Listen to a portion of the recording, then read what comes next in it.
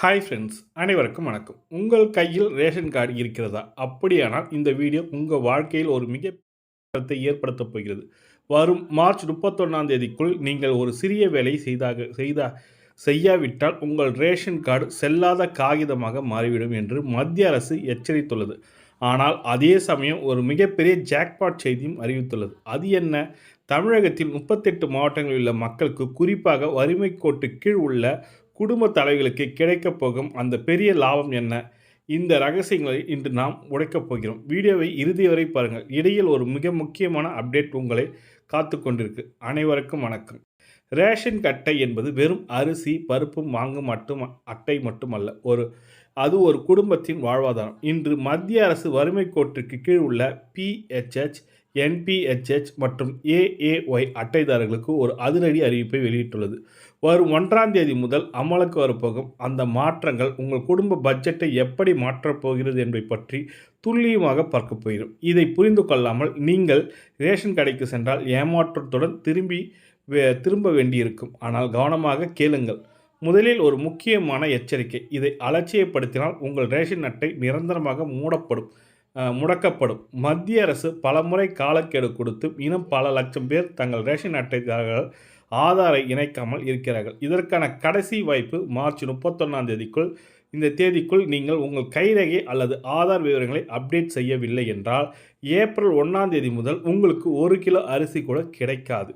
இது சோகமான செய்தி போல தெரிந்தாலும் இதுக்கு பின்னால் ஒரு மிகப்பெரிய நன்மை இருக்குது. போலி அட்டைகளை நீக்கி தகுதியுள்ள ஏழை எளிய மக்களுக்கு மட்டுமே இந்த சலுகை சென்றடைய வேண்டும் என்பது அரசின் முக்கியமான நோக்கமாக உள்ளது. இப்போது நாம் எதிர்பார்க்கும் அந்த ஜாக்பாட் விஷயத்தை வருவோம். இதுவரை நீங்கள் ரேஷன் பொருட்களை வாங்க வேண்டுமென்றால் உங்கள் ஊரில் உள்ள உங்கள் அட்டை பதிவு செய்யப்பட்ட கடைக்குத்தான் போக வேண்டும் என்று கட்டாயம் இருந்தது.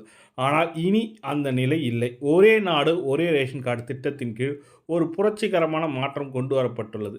நீங்கள் தமிழ்நாட்டில் 38 மாவட்டங்களில் எங்கு வேண்டுமானாலும் இருக்கலாம். ஒருவேளை நீங்கள் மதுரையை சேர்ந்தவராக இருந்து சென்னையில் வேலை பார்த்து கொண்டிருந்தால் பொருட்களை வாங்க மதுரைக்கு ஓட வேண்டிய அவசியமில்லை. உங்கள் வீட்டின் அருகில் இருக்கும் எந்த ரேஷன் கடையில் உங்கள் கைரேகை வைத்து பொருட்களை வாங்கிக் கொள்ளலாம் சொல்லியிருக்காங்க. இது புலம்பெயர்ந்து வேலை செய்யும் தொழிலாளர்களுக்கு கிடைத்த மிகப்பெரிய வரப்பிரசாதம்.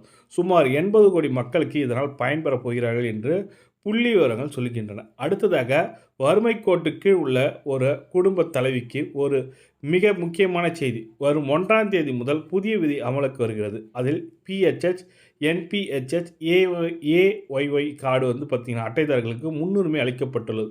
பொருட்கள் வழங்குவதில் முறைகேடுகளை தவிர்க்கவும், தரமான பொருட்களை நேரடியாக குடும்ப தலைவிகளின் கைகளுக்கு சேரவும் புதிய கண்காணிப்பு முறையும் அறிமுகப்படுத்தியுள்ளது. நீங்கள் கடைக்கு செல்லும்போது உங்கள் மொபைல் எண்ணும் வரும் ஓடிபி அல்லது கைரேகை மூலமே மட்டுமே பொருட்களை பெற முடியும் என்பதை உறுதிப்படுத்தியுள்ளன. இப்போ பார்த்தீங்கன்னாக்கா ஆதார் கார்டு வச்சு கைரேகை கொடுக்கலாம், ரேஷன் கார்டு கொடுத்து கைரேகை வைப்பீங்க. அப்படி இல்லைனா உங்கள் மொபைலுக்கு ஒரு ஓடிபி வரும். ஆதார் அல்லது இணைக்கப்பட்ட மொபைல் நம்பருக்கு அந்த ஓடிபி சொன்னாலும் நீங்கள் பொருட்கள் வாங்கிக்கலாம். பலர் நினைக்கலாம், ஏன் அரசு அடிக்கடி இப்படி விதிகளை மாற்றுகிறது என்று. இதற்கு காரணம், உண்மையான ஏழைகளுக்கு கிடைக்க வேண்டிய பொருட்கள் இடையில் இடைத்தரகர்கள் திருடுவதை தடுக்கத்தான் இந்த போன்ற நடவடிக்கைகளை எடுத்து வருகின்றன. உங்கள் பொருட்கள் வேறு யாருக்கும் செல்வதை தடுக்கிறது. இது உங்கள் உரிமை. இது சரியாக பயன்படுத்தும் உங்களது கடமை சொல்லியிருக்காங்க. இப்போது உங்கள் மனதில் சில கேள்விகள் எழலாம். சார், நான் ஏற்கனவே ஆதார் இணைத்து விட்டேன், நான் மீண்டும் செய்ய வேண்டுமா? உங்கள் ரேஷன் கார்டு செயலில் இருந்தால் தேவையில்லை. உங்களோட ரேஷன் கார்டில் ஆல்ரெடி லிங்க் பண்ணியிருந்தீங்கன்னா எந்த ஒரு மாற்றமும் செய்யல, அப்படியே விடலாம். ஆனால் ஒரு முறை உங்கள் ரேஷன் கார்டையில் கேஒய்சி அப்டேட் ஆகிவிட்டதா என்று சரிபார்த்துக் கொள்வது நல்லது. பொருட்கள் வாங்குவதில் சிக்கல் இருந்தால் யாரை தொடர்பு கொள்வது இதற்கான அரசு பிரத்யேக உதவி எண்களை அறிவித்துள்ளன. அந்த எண்ணை நம்ம ஸ்க்ரீனில் காட்டியிருக்கோம். தொடர்பு கொண்டு கேட்டு தெரிந்து கொள்ளலாம். இந்த தகவல் பிடிச்சிருந்தால் லைக் பண்ணுங்கள், கூடயே சப்ஸ்கிரைப் பண்ணுங்கள். இது போன்ற பயனுள்ள தகவல் நம்ம சேனலை ஷேர் பண்ணோம். மறக்காமல் சப்ஸ்கிரைப் பண்ணிட்டு பெல் பட்டனையும் ப்ரெஸ் பண்ணுங்கள். நன்றி, வணக்கம்.